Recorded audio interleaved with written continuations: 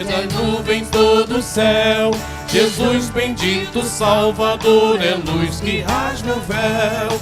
Eu alegre vou na sua luz, pois Jesus agora me conduz. Desde que me achou, da morte me livrou, ando sempre alegre, Cristo me salvou. Andando sou na luz de Deus, que doce comunhão, prossigo sempre com vinco, deixando o mundo vão. Eu alegre vou na sua luz, pois Jesus agora me conduz. Desde que me achou, da morte me livrou, ando sempre alegre, Cristo me salvou. E face a face então verei Jesus o Salvador, o qual a sua vida deu por mim, um pecador. Eu alegre vou na sua luz, pois Jesus agora me conduz. Desde que me achou, da morte me livrou, ando sempre alegre, Cristo me salvou. Pai, bendito seja o teu nome, Pai. Ó Deus, pela grande salvação que nos alcançou, ó Deus, através do teu Filho Jesus. Ó Pai, por isso estamos alegres, ó Pai. Ó Deus, bendizemos o teu santo nome. Pai, muito obrigado, Senhor, por essa tão grande dádiva, Senhor Deus, tão grande salvação. Ó Deus, eu quero agradecer também, ó Pai, por cada vida aqui presente, ó Deus, cada vida, Senhor Deus, também na internet. Ó Pai, aqueles, ó Deus, que têm sido, ó Deus, alcançado pela tua misericórdia, pelo derramar da tua graça. O Senhor tem sustentado teus filhos, ó Pai. Ó Deus, o Senhor tem dado suporte, ó Deus, com teu braço forte. O Senhor é a nossa segurança, Pai. Meu Deus, o mundo, Pai, não pode nos dar segurança. Meu Deus, a polícia militar, meu Deus, a federal, civil, não pode nos dar segurança verdadeira, ó Pai. A nossa segurança está em Ti, Senhor Deus.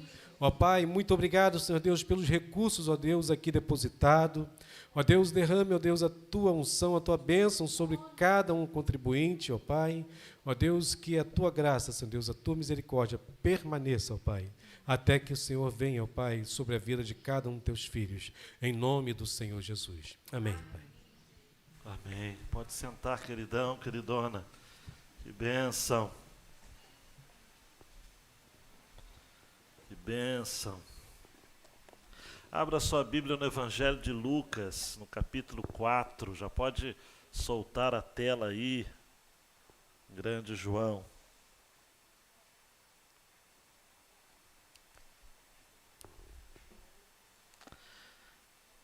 Evangelho de Lucas, capítulo 4, versos 38 a 44. Tem sido, amados e amadas, um tempo rico compartilhar da palavra de Deus à luz do Evangelho de Lucas. O Evangelho que tem mostrado Jesus em carne e osso. E é interessante como que o Evangelho de Lucas foi construído, foi elaborado. Como que o rosto de Jesus foi pintado. É um Jesus que está em missão. Ele está saindo da Galileia, indo para Jerusalém. Depois, este livro será complementado por Atos dos Apóstolos, escrito pelo mesmo Lucas. E aí é o inverso, é o movimento da igreja de Jerusalém até os confins da terra. É muito interessante essa união de perspectivas. Um Jesus em movimento, em missão, e uma igreja em missão. A missão de Jesus indo para Jerusalém, onde a redenção se consuma na cruz do Calvário. A igreja em missão a partir de Jerusalém, porque eles deveriam ficar em Jerusalém apenas um tempo, até que do alto eles fossem revestidos do quê?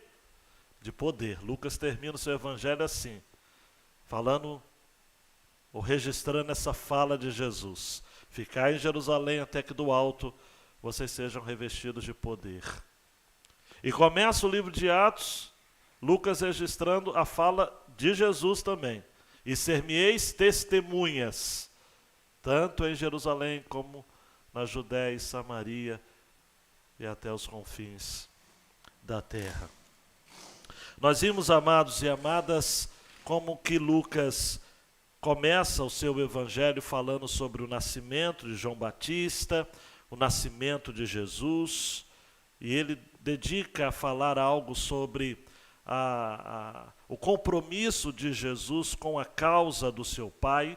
Por isso que ele vai terminar o capítulo 2 narrando a história de Jesus com 12 anos de idade no templo e falando para sua mãe: olha, me importa que eu tome conta ou que eu fique atento às coisas do meu pai. Eu tenho um compromisso com a casa do meu pai.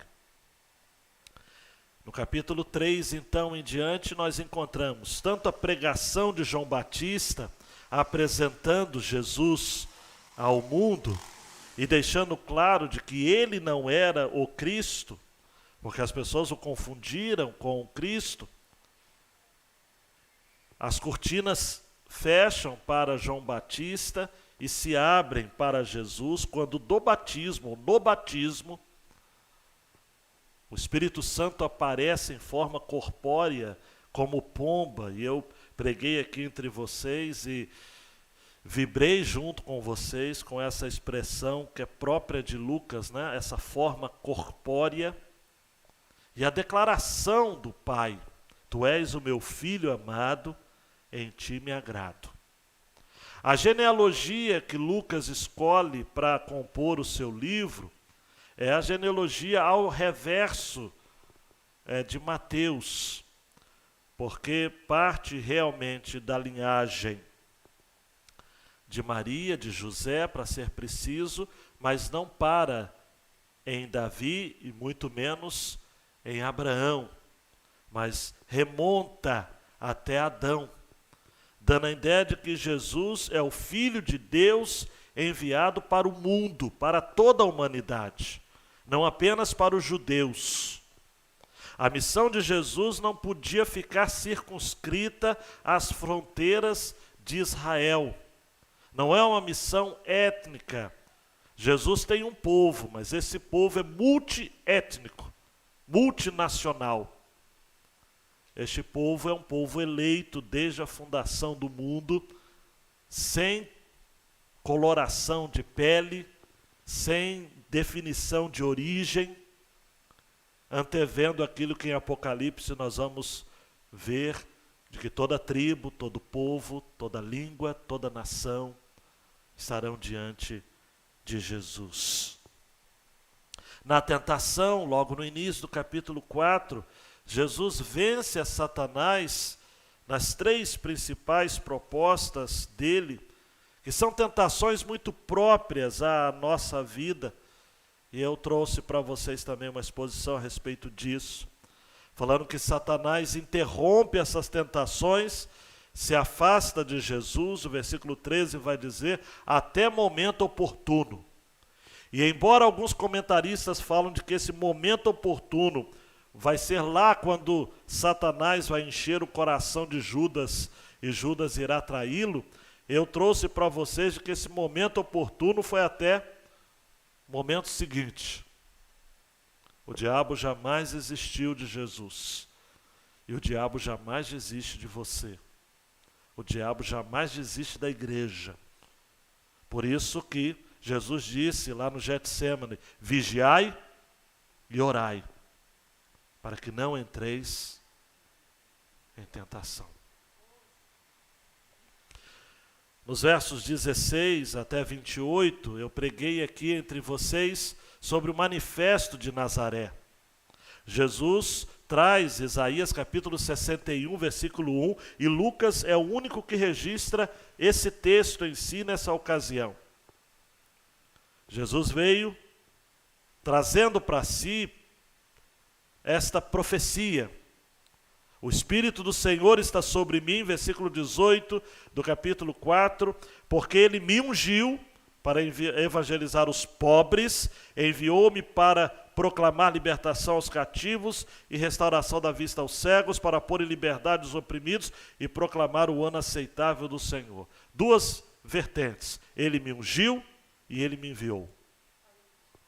Jesus é ungido, daí o nome Cristo, que em hebraico significa, em grego significa ungido, que é correspondente ao hebraico Machia ou Messias, que significa também ungido. E Ele enviou-me, Deus enviou Jesus para proclamar libertação, restauração e proclamar o ano aceitável. Falei de que isso evoca a realidade do ano do jubileu, que nós vamos encontrar nas Escrituras, reforçando a ideia de que o que Jesus veio trazer foi liberdade, e liberdade plena aos homens. E independente também de fazer parte ou não do Israel étnico, porque os dois exemplos que Jesus cita, tanto a viúva de Sarepta, que é de Sidom, quanto Naamã, o sírio, foram estrangeiros. Daí então, amados, e domingo passado eu compartilhei isso, o ministério de Jesus, a missão de Jesus começa com os proscritos, com os abandonados da história, com os marginalizados na história. Assim como em Levítico nós vamos ter o ano do jubileu como sendo o ano que os escravos eram libertos, onde as terras voltavam aos seus donos de origem, e onde não se podia plantar, apenas colher aquilo que havia sido plantado durante os outros 49 anos que antecederam o ano do jubileu. Jesus começa a sua missão, seu ministério, dizendo o seguinte: este é o ano do jubileu, este é o ano da libertação, de todos que estão escravos. Só que diferentemente de Israel, que eram os escravos de Israel que eram libertos, aqui Jesus, eu não gosto dessa expressão espiritualiza, eu gosto da expressão, ele coloca num outro patamar, num outro nível, a ideia da libertação, falando que todos aqueles que eram escravizados por Satanás seriam libertos. E não existe uma forma mais vil de escravidão do que a possessão demoníaca. Por isso que domingo passado eu preguei entre vocês uma mensagem que me custou suor para compartilhar de que o endemoniamento, a possessão demoníaca, é algo que Jesus veio para tratar com liberdade, com libertação, baseado na sua autoridade, na sua exousia, né? Na autoridade concedida pelo Pai a Ele. E que tem a ver com a missão da igreja, porque a igreja é muito interessante, não é? Porque a igreja tem a sua origem fora dela, a origem da igreja é Deus, mas tem a sua missão entre as pessoas, a sua relevância entre as pessoas. É assim que é o ministério de Jesus. Jesus tinha autoridade e a sua palavra era com autoridade, fazer com que as pessoas ficassem maravilhadas diante do seu ensino, mas com autoridade e poder também ele ordenava aos espíritos imundos e eles saíam. Na mensagem de hoje eu quero continuar essa ideia, falando da missão de Jesus, Zeca, enquanto curar, libertar e salvar o homem. Mas eu quero destacar aqui de que essa cura, libertação e salvação, no grego, curar e salvar, é a mesma palavra, soter. Curar, salvar. Então não há distinção no Novo Testamento entre Jesus curando e Jesus salvando. Mas essa ação, amados, de Jesus atinge o homem na sua integralidade. E aqui não que eu seja tricotomista, mas eu vou falar de que essa integralidade é corpo, alma e espírito. E eu faço questão de usar corpo, alma e espírito só para você entender, uma questão didática. Jesus cura enfermidades do corpo. Se você crê nisso, diga amém. Amém. Jesus cura enfermidades da alma. Seriam questões que hoje nós chamamos de emocionais. E Jesus cura questões de espírito também. Que são realidades além da matéria, além das emoções, no campo mais da intuição, da consciência, da relação íntima com o Senhor. Repito que eu faço isso apenas por uma questão didática, porque o homem é um só. Corpo, alma e espírito é uma só. Não existe isso de, estou doente no meu corpo. A alma é afligida. Não, estou doente só da alma. O corpo é afligido. Estou doente só do espírito. Não, não tem como. O homem é um só. Mas é só para fazer essa distinção didática aqui com vocês. Vamos ao texto então? Lucas capítulo 4, versos 38 a 44. Deixando a sinagoga, vocês se lembram que Jesus estava na sinagoga, né? Jesus foi para a casa de Simão. A sogra de Simão estava doente, com febre muito alta, e pedira a Jesus em favor dela. Inclinando-se para ela, Jesus repreendeu a febre e esta deixou. Imediatamente ela se levantou e passou a servi-los.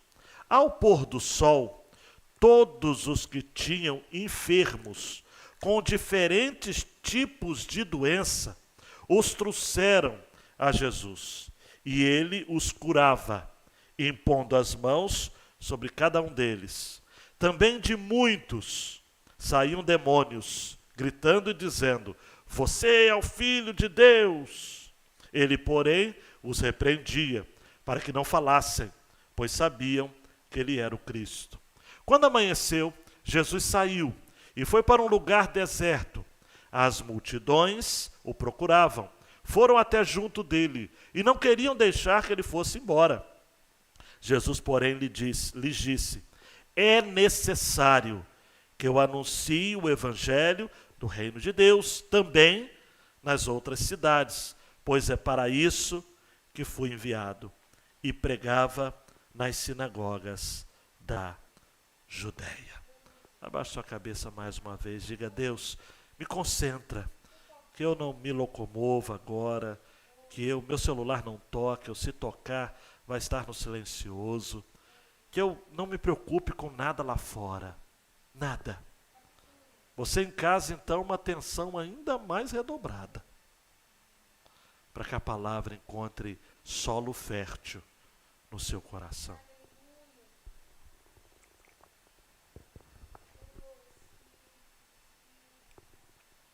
Faça isso, Senhor, mais uma vez. Ilumine a tua palavra, no nome de Jesus. Amém e amém. Dá um clique aí, João Marcos. A missão de Jesus implica em curar, libertar e salvar o homem em sua integralidade, corpo, alma e espírito. Jesus no meio das pessoas. Jesus tinha, amados, uma obsessão pelas pessoas. Domingo que vem, querendo Deus, eu vou estar falando no capítulo 5 sobre essa ideia de que a missão de Jesus implica ou envolve pessoas e não programas. Jesus em nenhum momento esteve interessado em fazer coisas para as pessoas. Ele quis sempre estar com as pessoas. Por isso que ele era sensível às necessidades das pessoas. Eu separei esse texto em porções, eu julgaria ser técnicas, né? Primeiro, uma cura em específico, não é? A cura da sogra de Pedro. Nós não sabemos, amados, se Pedro nessa ocasião já tinha tido alguma experiência com o Senhor ou ele vai ter a posteriori, isto é, depois. Mas sabemos pelo registro de Marcos e de João também, que Pedro, Tiago, João André já estavam caminhando juntos ali com Jesus, já haviam sido capturados então por Jesus através da sua palavra, dos seus ensinos. E aqui há uma cura muito interessante narrada por todos os sinóticos, né? Mateus, Marcos e Lucas, que é a cura da sogra de Pedro. Depois nós encontramos, versículos 40 e 41, várias curas e libertações. Parece que as pessoas, quando souberam o que Jesus havia feito com a sogra de Pedro, houve aglomeração, amados. Houve aglomeração. Na frente da casa da senhora, mãe de Pedro, que nós não sabemos o nome dela, sogra, né? Mas a sogra é uma mãe também, não é? Então, houve aquela aglomeração e muita gente para ser curada, para ser libertada, e demônios também apareceram, porque onde tem pessoas carentes, há endemoniados, amados. Não tem como. Qualquer trabalho que a gente for fazer para atingir pessoas no geral, aparecem endemoniados. Nós tínhamos em nossa igreja, durante muitos anos, eu acredito, foi mais de um ano, o trabalho ali, aqui, de oferecermos refeições, não é? A pessoas carentes. O Aldeci, o Vantuil, se lembra muito bem, Nilton também, e vez por outra aparecia uma situação inusitada, não é? Porque há pessoas carentes, amados, há pessoas para serem libertadas, né? Há pessoas oprimidas por Satanás. E Lucas registra muita gente assim. Isso porque Jesus não disse que ele veio para proclamar libertação aos cativos. Então isso aconteceu. E os últimos 2 versos, 42 a 44, 3 versos para ser preciso, Jesus afirma o foco do seu ministério. E o foco do ministério de Jesus era pregar o Evangelho. Jesus não veio para ser um ativista social. Jesus não veio, amados, para dar casacos novos a homens velhos. Ele veio para que mesmo que homens tenham casacos velhos, se tornem homens novos. É interessante, a agenda de Jesus, embora tenha aspectos sociais, não se restringe ao social. Essa é uma briga feia, gente. Alguns cabelos que se foram da minha cabeça foi por conta disso. Pastor, a agenda social. Pastor, os desafios sociais. Teve gente que falou, pastor, a igreja não faz nada pelo social. Eu falo, meu Deus, o que tem de gente que era viciada em drogas, em bebida, era envolvido com prostituição e são libertos pelo poder do Evangelho, e você vem para mim dizendo que a gente não faz nada pelo social? Quem faz então? Então há um foco, mas a igreja pode até se envolver em atividades sociais, mas Jesus diz, a pregação no Evangelho está no centro. Porque nós precisamos dar aquilo que o Estado não pode dar, aquilo que as ONGs não podem dar, aquilo que as demais instituições não podem dar, é o Evangelho. É o Evangelho. Que Paulo vai dizer aos romanos, é o poder de Deus para a salvação de todo aquele que crê. Você pode dizer amém? Poder. Amados, você pode tirar o homem das ruas, mas se você não pode, né? Mas se Jesus não tirar a rua do homem, não adianta. Você tira o homem da rua, mas não tira a rua do homem. Não dá. É um trabalho de enxugar gelo, amados. As pessoas aqui da igreja que trabalham com instituições de assistência social sabem do que eu estou falando. Eu não estou falando que não deve fazer. A gente apoia vários projetos, mas eu falo que se não tiver o Evangelho no centro, não adianta, amados. Não adianta.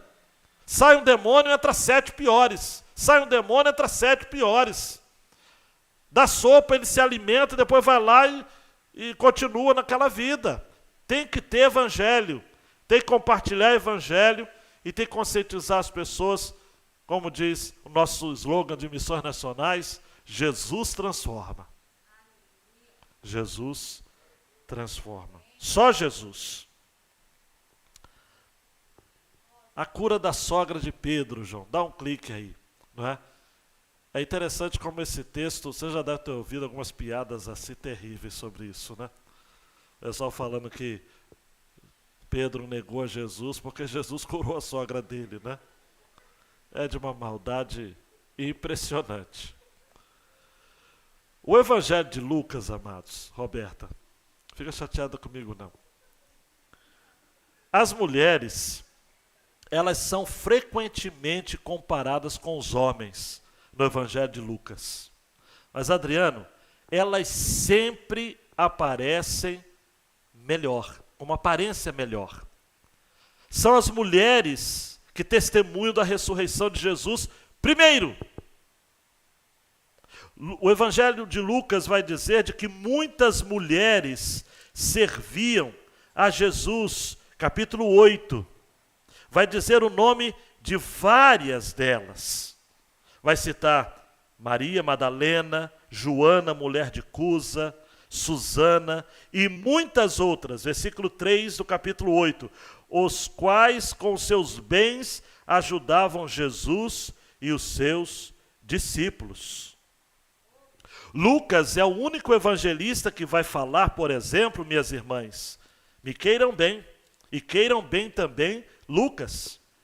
É o único evangelho que vai falar da ressurreição do filho da viúva de Naim, no capítulo 7, versículos 11 em diante. É o único evangelho que vai falar da pecadora que ungiu os pés de Jesus. Entendeu? É o único evangelho que vai falar a respeito de Marta e Maria, lá no capítulo 10, versos 38 a 42. Enfim, é um evangelho que de fato olha para as mulheres e um Jesus que se relaciona com elas, preste atenção aqui, com amizade. Com amizade. Por exemplo, Maria e Marta, João também vai falar, capítulo 11, sobre o contato de Jesus com o falecimento de Lázaro. Mas é Lucas que registra Jesus na casa delas. Marta ocupada, servindo, e Maria aos pés de Jesus. E é a Maria que Jesus diz, olha, você escolheu a boa parte. Deixa eu abrir um parênteses aqui. A gente fala, Maria ficava aos pés de Jesus. Hein, Arlindo? A gente vai olhar aos pés de Jesus, parece que é uma coisa de só menos importância. Não é. Na tradição rabínica, agora foi fundo, hein? Estar aos pés é ser discípulo. É estar numa posição de discípulo. E só Lucas registra essa expressão, Maria aos pés de Jesus, o que significa que ela era tida por Jesus como uma discípula. Uma cultura que esperava que as mulheres servissem e não aprendessem, Jesus valoriza uma mulher que aprende.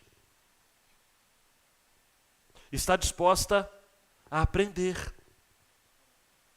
Por isso que nós encontramos esse texto, amados, e Marcos traz aí um lastro temporal muito interessante, no capítulo 1, versos 29 a 31, que diz que estavam Tiago e João saindo da sinagoga e vão para a casa de Simão e André. Eles eram irmãos. E a sogra de Simão estava de cama, com febre. E logo deram essa notícia para Jesus. Jesus então se aproxima, pega na mão dela, faz com que ela se levante, a febre a deixou e ela passou a servi-los. Jesus sai de Nazaré por conta do seu manifesto, e esse manifesto eu creio que estava intimamente ligado ao Sermão do Monte, em Lucas 6, 20 a 49, que Jesus vai deixar bastante claro, e Hernandes Dias Lopes compartilha isso, que o reino de Deus é um reino de ponta cabeça. É um reino invertido. A pirâmide está invertida. Porque são aqueles que estão debaixo da base da pirâmide, os pobres, os oprimidos, as mulheres, os estrangeiros, os endemoniados, os forasteiros, são estes que são os melhores. São estes que são felizes. Feliz é aquele que nada ostenta diante de Deus e ainda chora pelos pecados. Feliz é aquele que abre mão dos seus direitos em vez de oprimir o fraco, para reivindicar até direitos que não tem. Feliz é o que abre sua mão ao necessitado e não o que explora para enriquecer-se. Feliz é o que constrói pontes de contato entre as pessoas e não carece que cava abismos de inimizade entre as pessoas. Feliz é o que ama e pratica a justiça e não aquele que usa as filigramas da lei para oferir vantagens próprias. Feliz é aquele que busca santidade e não aquele que rasga a cara em ruidosas gargalhadas carregadas de lascívia. No reino de Deus, ser perseguido por causa da justiça é melhor do que fazer injustiça e pousar de benemérito da sociedade. Jesus havia deixado claro, Lucas, de que a agenda de Jesus seria pobres, cativos, cegos e oprimidos. Me lembro de Philip Yancey nos seus livros que ele vai dizer o seguinte: quem em sã consciência vai tentar mudar o mundo se envolvendo com gente dessa qualidade? Pobre, cativo, cego e oprimido. Ei, Jesus! Lucas então constrói o seu evangelho, preste atenção aqui, elabora o seu evangelho usando a agenda de Jesus. Então ele vai falar ao longo aqui, amados, do capítulo 4 até o capítulo 9, Jesus ainda em sua jornada até Jerusalém. Aí depois, no capítulo 9, versículo 51, Lucas vai dizer: Jesus manifestou no semblante a firme resolução de ir para Jerusalém. E daí então é outra porção do livro, mas ele sempre vai estar citando pessoas amadas,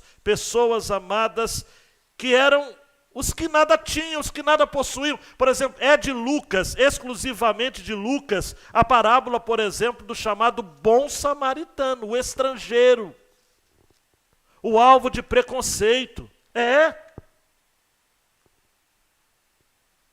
o manifesto do reino invertido. É o amor de Deus como o inverso dos nossos sistemas de valor. Eu quero que você pegue esse gancho aqui comigo. A igreja continua seguindo a agenda de Jesus, ou deveria. A agenda da igreja também deve ser os pobres, os cativos, os cegos e oprimidos. Mesmo que eles estejam entre os ricos dos mais ricos ou os pobres dos mais pobres. Porque a questão não é monetária, amados. Há entre a elite, amados, muita gente pobre, cativa, cego e oprimido.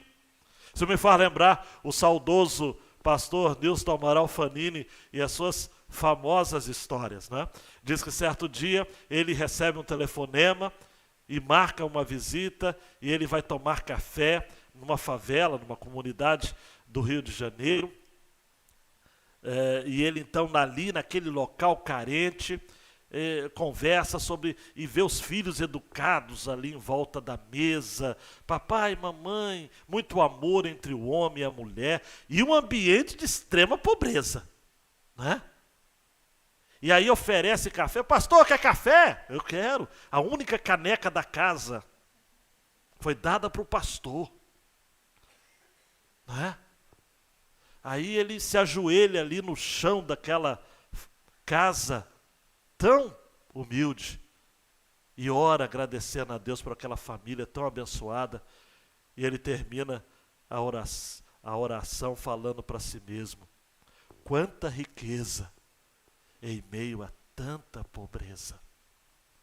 E o pastor Fanini conta, e quem já ouviu o pastor Fanini, e agora só em pregações aí em áudio recuperadas, né? Ele tem todos uns detalhamentos, né? Mas muito especial. Ele diz que naquela mesma semana ele recebe o telefonema de um casal num condomínio de luxo, que estavam vivendo um pé de guerra.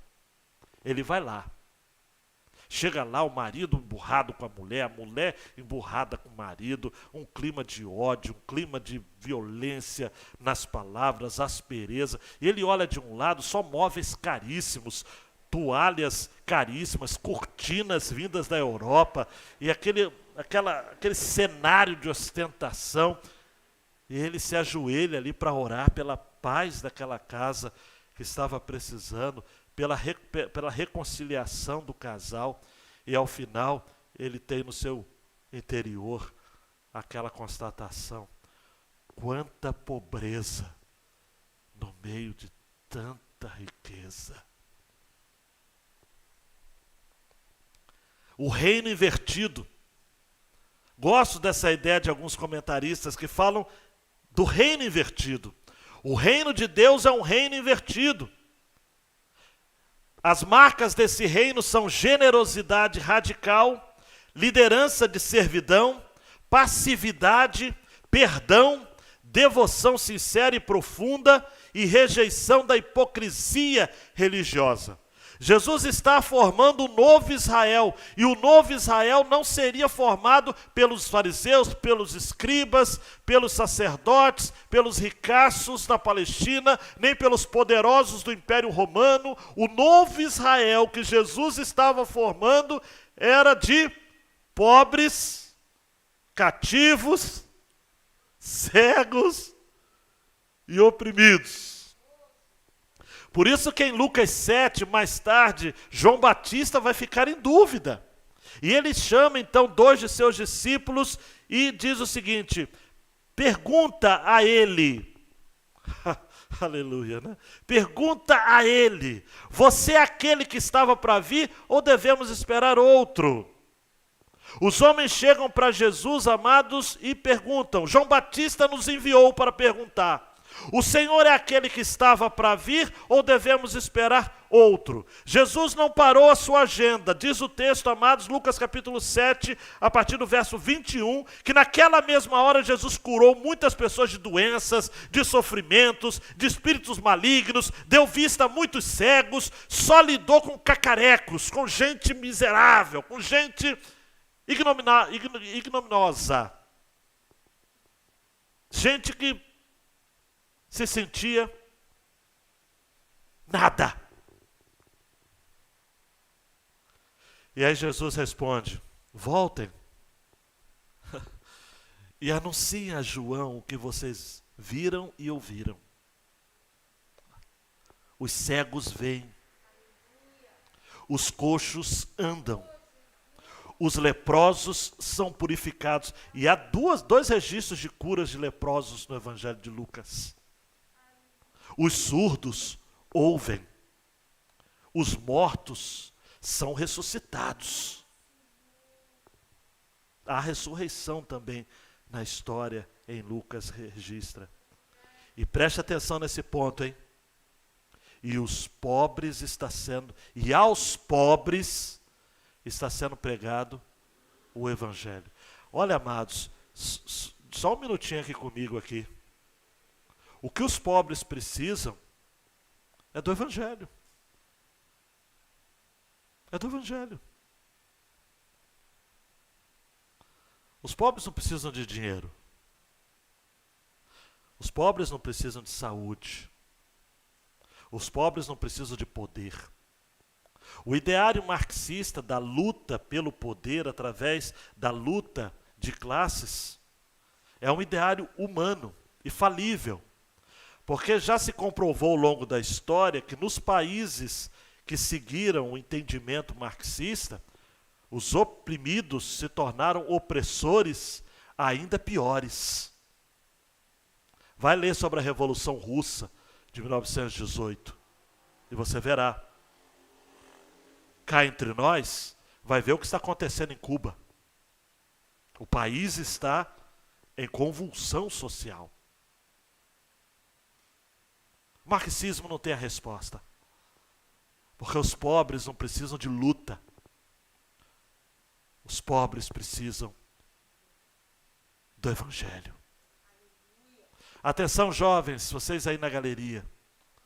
Vocês vão chegar na universidade, não importa, e tem que ir mesmo. Essa história de que não manda para a universidade porque vai virar marxista, vai virar esquerdista. Ele pode virar esquerdista, mas na rua, pode virar no celular. Se não virar esquerdista, pode virar um direitista também fanático e totalitário, e nazista, e fascista. A ideologia é sempre uma idolatria. Vocês precisam entender, os pobres precisam de Jesus, do Evangelho de Jesus. Isso transforma o homem de dentro para fora. Eu gosto muito de ouvir histórias. E me permita a citação específica dessas irmãs tão que a gente tem um carinho tão grande, e a presença delas aqui, peço licença, a Regina e a Cida. Nunca me esqueço do testemunho que eu já ouvi. Olha que eu não conversei ainda com o irmão, um dos irmãos delas. Vivia, hein, Regina? Na lama.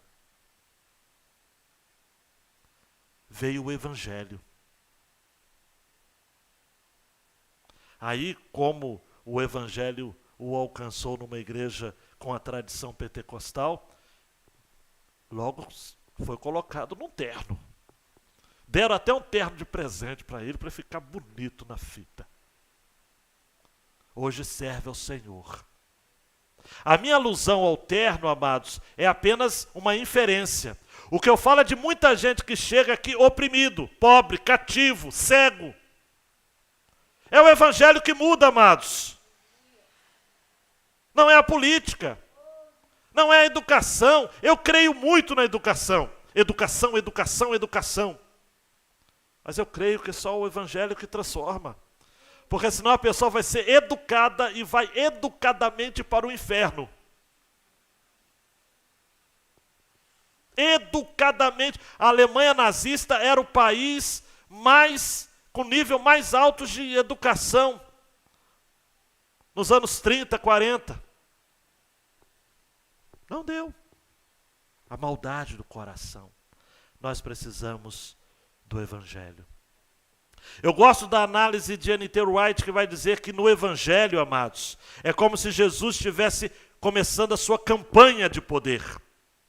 E na campanha, amados, ele foi precedido por João Batista, o mensageiro preliminar, em 2 Malaquias 3:4. João então envia mensageiros para perguntar se Jesus era, e a resposta, de modo enigmático, mas claro o suficiente, foi um sim enfático. N.T. Wright fala o seguinte: Jesus estava bem ciente de que as obras não se encaixavam com as expectativas do povo, mas ele cria que estava inaugurando uma nova campanha, a campanha do reino de Deus. Jesus era aquele cuja presença, obra e ensinamento, o Deus de Israel estava se tornando rei. Ele escolhe 12 de seus seguidores, os separa como ajudadores especiais. Para qualquer um que tem olhos para ver, Jesus está dizendo claramente que ele está reconstituindo o povo de Deus. Porque quantas tribos havia em Israel? 12. E agora ele coloca 12 homens para representar o novo Israel. Se os profetas já haviam falado do dia quando todas as tribos seriam reunificadas, Jesus escolhe 12 para indicar simbolicamente de que era uma campanha, um movimento rebelde, um movimento arriscado, um movimento de aspirações reais, mesmo que o rei da época fosse Herodes Antipas. Ele é o rei do reino. O rei do reino. O rei chegou. Lucas vai dizer: o reino está entre vós. Um outro evangelista vai dizer: o reino está dentro de vós. O reino chegou. E a campanha de Jesus é como uma campanha política, entre aspas, mas não de vote em mim. Não adianta votar. Já é. Eu sou o rei. Por isso, amados e amadas, nós vamos encontrar depois, mais tarde, Pilatos em crise sobre isso. E ele até lava as mãos. Você é o rei dos judeus? Jesus responde: tu o dizes, mas o meu reino não é deste mundo. Eu não sou daqui. É o rei do reino de ponta cabeça, usando a expressão do Hernandes. É o reino invertido. Ele é o rei desse reino. E a pergunta que não quer calar é: você é súdito desse reino ou você é do reino da riqueza, da aparência, da ostentação, da política, da espada, da guerra, do ódio? A que rei você se submete? A que reino você pertence? O rei chegou. O reino já está entre nós. Nós vivemos nessa tensão do reino, que é o já e do ainda não. Vivemos não entre dois reinos, mas entre duas perspectivas de reino. John Stott fala sobre isso. O reino que já chegou e o reino que virá. Porque teremos também, parafraseando o terceiro e último filme da série, o retorno do rei. O rei voltará. E daí então, amados, esse reino será pleno. Esse reino que hoje é um reino engembrado, né? um reino oculto, um reino subversivo, um reino... Porque, amados, a missão da igreja, a missão de Jesus é subversiva, assim. Não sei se talvez você não goste dessa palavra, te lembre, enfim, mas eu não quero... É oculto, amados. Nós somos como que... Há uma parábola do reino que fala sobre isso, né? É um fermento. Nós estamos ali, amados, num movimento silencioso. É um reino como a semente de mostarda. O início é modesto, mas depois que cresce se torna uma árvore frondosa, onde muitas aves do céu vão conseguir aninhar-se nela. É um reino despretensioso, é um reino de um rei que morreu. É a cruz do rei, para usar a expressão do Tim Keller, quando ele fala sobre o Evangelho de Marcos. A cruz do rei. Que rei vai para a cruz, amados? Que rei morre como Jesus morreu?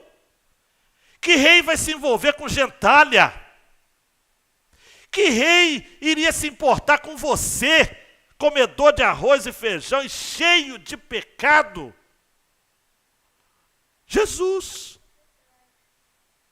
Só Jesus. Por isso que Lucas fica tão encantado que ele coloca Jesus na casa de Simão. E aí eu fiz a pergunta quando eu estudei, né? Por que a casa de Simão? Por que começar na casa de Simão? Não é um registro, amados, puramente ocasional aqui. É porque Simão era o líder. Porque Simão era o arauto. Porque Simão era o falador. Por isso que tinha que começar em Simão, porque Simão iria ser transformado ali. Ele olha para aquilo que o Senhor havia feito na sua sogra, ele nunca mais foi o mesmo. E domingo que vem, se você não faltar e se comprometa a vir, você vai ver como que Simão se prostra diante de Jesus depois da pesca maravilhosa e fala o seguinte: Senhor, se afasta de mim, porque eu sou um homem pecador.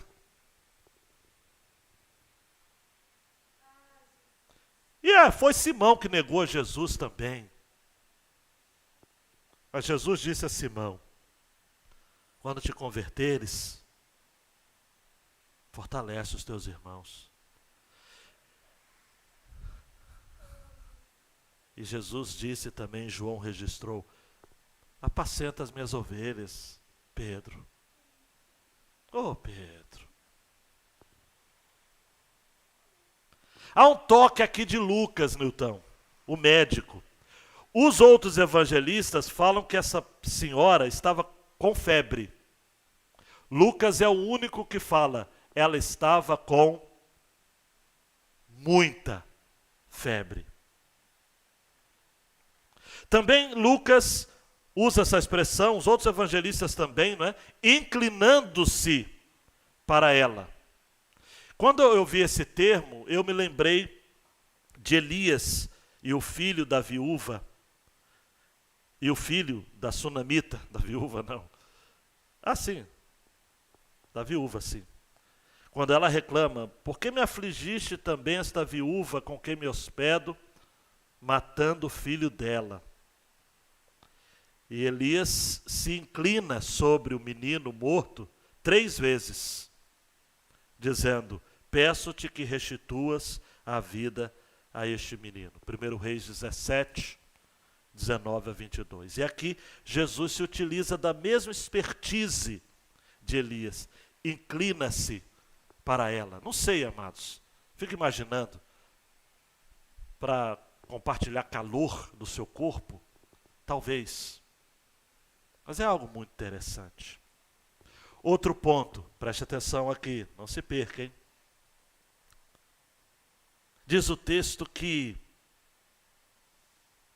Jesus repreendeu a febre. Ai, ai, ai. Eu não quero causar polêmica aqui entre vocês. Tá aí, hoje eu vou dividir essa mensagem outras vezes, João. Não vou correr, não. Vou pregando aos poucos e vamos embora. Meu cronômetro aqui está marcando, Wilson. Pode ficar tranquilo. Jesus repreende a febre. Esse é o mesmo termo que é usado quando ele ordena aos demônios que se calem, em Marcos 3:12. E também quando ele repreende e expele o espírito imundo, em Marcos 9:25. E é o mesmo termo que ele usa quando ele vai repreender a tempestade, as forças da natureza, em Marcos 4:39. Então, me parece, amados e amadas, que estamos diante de um poder divino, incondicional, e claramente aqui mostrado, pela palavrinha no grego,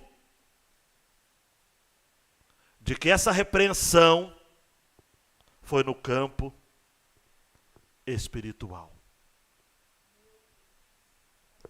Aí eu fico pensando, Jesus está ali junto com os discípulos, e Marcos vai dizer, Pedro, André, Tiago, João, eles reconhecem Jesus, eles se prontificam a seguir a Jesus, e de repente Pedro, eu fico imaginando, começa então a pensar, vamos lá em casa, Jesus, entra na minha casa, né? Entra na minha vida, mexe com a minha estrutura. Jesus gosta de estar na casa dos crentes, amados. Você pode não gostar de receber visita, mas Jesus gosta de visitar a sua casa. E daí então, amados e amadas, quem sabe, eu não estou cravando, mas eu estou muito animado nesse sentido, e tem alguns comentaristas que me dão suporte de que o diabo, Arlindo, chegou primeiro que Jesus e oprimiu essa mulher, causando-a uma febre. Na palavra do Dr. Lucas, o médico amado, Paulo vai chamar Lucas de médico amado em Colossenses 4:14, uma febre muito alta. Jesus repreende essa febre e esta a deixou. E imediatamente, repita comigo, imediatamente. Ela se levantou e passou a servi-los. Imediatamente, amados. A cura não foi apenas súbita, mas foi uma cura completa. A sogra de Pedro nem mesmo disse, estou livre da lepra, mas eu estou com sequelas. Não houve pós-lepra. Eu falei lepra? Meu Deus do céu, estou quase matando a mulher de novo, né? Febre. Eu estou livre da febre. Porém, eu estou exausto, eu estou com sequelas. Não, mas... César, Jesus não deixa sequela quando ele cura. Ele curou, deixou, a mulher ficou disposta. A mulher teve as faces enrijecidas, a pele voltou a arder, o suor começou a circular. O que era secura na garganta se transformou agora, amados, em deleite físico. Ela que tinha tremores violentos por causa da febre, agora não tinha absolutamente nada. A temperatura não apenas voltaram ao normal, mas havia uma torrente de energia que ela se levantou, diz o texto, que imediatamente ela se levantou. Ela disse, eu estou disposta. E tem outra coisa, ela começou a servir. Serviu Pedro, André, Tiago, João, talvez uma filha que estivesse presente. Amados e amadas, que cura extraordinária! Uma mulher se levanta e ao invés dela se levantar e ficar assim meia zorumbática, meia, o que está havendo? Não, ela levanta e começa a servir. Jesus, o que o senhor quer? Pedro, o senhor está com fome? Tiago, João, que alegria ter vocês aqui. Amados. João pula lá para as aplicações, filho. Eu vou fazer uma ou outra aqui. Vai a letra A, está aí? Nossa resposta ao feminismo deve ser: Jesus tem uma visão de inclusão para a mulher. Ela ocupa um lugar único em sua agenda. E essa verdade fica ainda mais expressiva quando vemos Jesus agindo em um lar de crentes. Amados, isso não é feminismo, isso é que é feminilidade radical. Isso é que é Jesus honrando a mulher. Onde está ela? Jesus vai, se inclina sobre essa mulher, aquece o corpo dessa mulher, repreende a febre nela, e ela se levanta de súbito, instantaneamente, ela está disposta. Jesus gosta, mas eu vou repetir isso daí, Jesus gosta de visitar a casa dos crentes. A pergunta que não quer calar é: Jesus é bem-vindo na sua casa? Jesus é bem-vindo na sua casa? Quando o diabo chega na sua casa, porque ele oprime os crentes também, amados. Ele não pode possuir os crentes, mas ele oprime os crentes, ele sugere na mente dos crentes, ele manda enviados do inferno, os seus asseclas, para lembrar o nosso professor Vitor Manel Valente, da PIB de Copacabana. Ele manda os seus capangas, ele manda a sua turma, mas você está ali, firme, dizendo: Jesus, entra na minha casa. Martinho Lutero, nas suas lutas existenciais, ele dizia o seguinte: quando o diabo bate na minha porta, eu mando Jesus atender.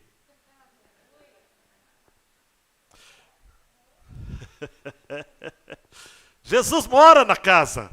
Qual cômodo Jesus pode ficar à vontade na sua casa? Deveria ser em qualquer cômodo, tá ok? Jesus pode estar na sua sala? Amém? Cozinha, melhor lugar da casa. Não é? No seu quarto, no seu escritório, no seu banheiro, na sua despensa, aquele quarto da bagunça, Jesus ali ia fazer um milagre.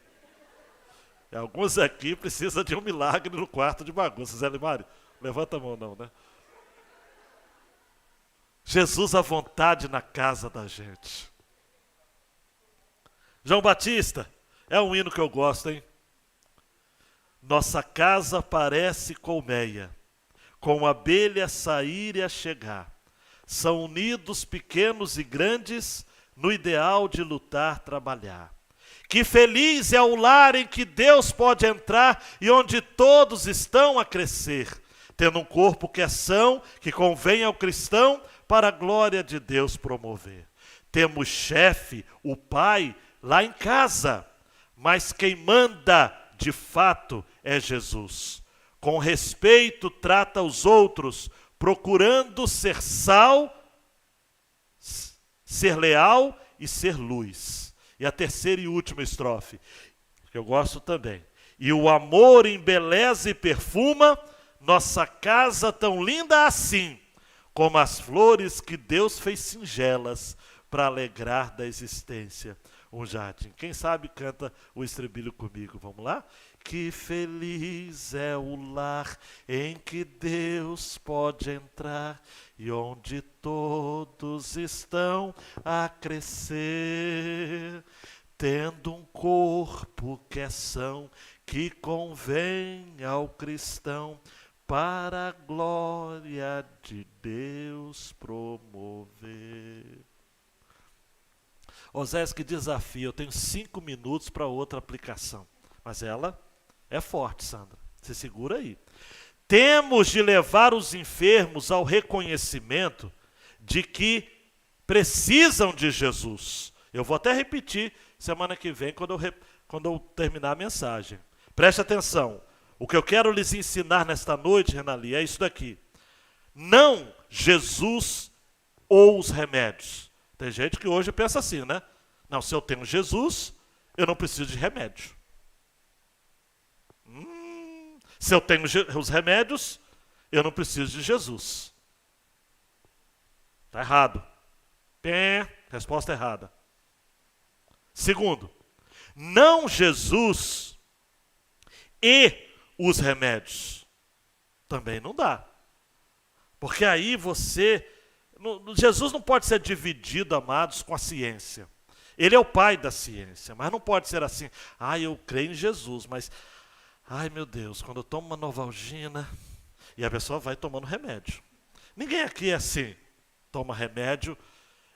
Tem gente que eu conheço, amados, que fala o seguinte: eu vou tomar um remédio porque pode ser que a minha cabeça vai doer. Já vou comprar uma caixa. Conheci um, Ronaldo, que tomava 2, 3 comprimidos para febre, para dor de cabeça acabar logo. Não adianta, é overdose, o corpo absorve o remédio, não vai adiantar absolutamente nada. Jesus e os remédios. Não. Qual é o ideal, então? Jesus e depois os remédios. Primeiro Jesus. Primeiro eu vou orar. Senhor, faz a sua obra, Jesus. Se eu tiver que tomar remédio, eu vou tomar em obediência. O Senhor inspirou os médicos. É igual Jesus e depois a vacina, amados. Eu tenho que falar da vacina. Vou terminar falando da vacina. Um artigo, amados, de um pastor americano chamado J. Todd Billings. E esse artigo, que saiu na Christianity Today, agora exagerei, né, João? Fala o seguinte, e esse articulista, ele é interessante, porque ele faz tratamento de câncer, ele tem câncer. E ele escreveu um artigo dizendo o seguinte: a medicina tem seus limites, mas como já sabia João Calvino, ela pode ser uma dádiva extraordinária de Deus. João Calvino, por exemplo, vai dizer o seguinte: para onde quer que se olhe, está lá nas Institutas, não há lugar no universo onde não se possa discernir ao menos algumas centelhas da glória de Deus. Para João Calvino, o mundo é um teatro deslumbrante da glória de Deus. E Calvino lamentava, que somente 1 a cada 100 homens é um verdadeiro espectador desse teatro. Então, o articulista nos fala o seguinte: nós convivemos no teatro da teologia criacional. Ih, pastor, agora deu. Que é a criação de Deus, a multifacetada criação de Deus. A criação de Deus que é artística, a criação de Deus que é belíssima.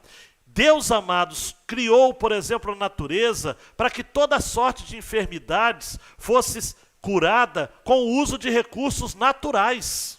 Você sabia disso? Mas além disso, o nosso Deus também é um Deus da tecnologia. É um Deus que não descarta o fato de homens, Iago, e garotos inteligentes que desenvolvem vacinas. Tem gente que fala o seguinte: como foi tão rápido? É de suspeitar fazer uma vacina tão rápida para a Covid. Amados, isso é tecnologia, é bênção de Deus. São cérebros privilegiados que nós temos no mundo inteiro, na China, na Índia, na Inglaterra, no Brasil, nos Estados Unidos, na Argentina, em Cuba. Gente com inteligência e que está entre nós, amados. Quantos cérebros podem estar aqui? Cérebros de meninos e meninas que estão aí fervilhando com ideias, com conhecimentos, amados. Isso é dom de Deus. Calvino aplicou a teologia da criação para insistir que a medicina é um conhecimento que maneja com cuidado os dons da criação. E por conta disso, a medicina é uma dádiva divina. O autor diz, caminhando para o final, amados, será que Calvino presumiria que esses medicamentos são isentos de risco? Será que Calvino nos nossos dias diria o seguinte, não tem risco nenhum, não tem contraindicação, não tem sequelas, não tem reações? Claro que não, amados.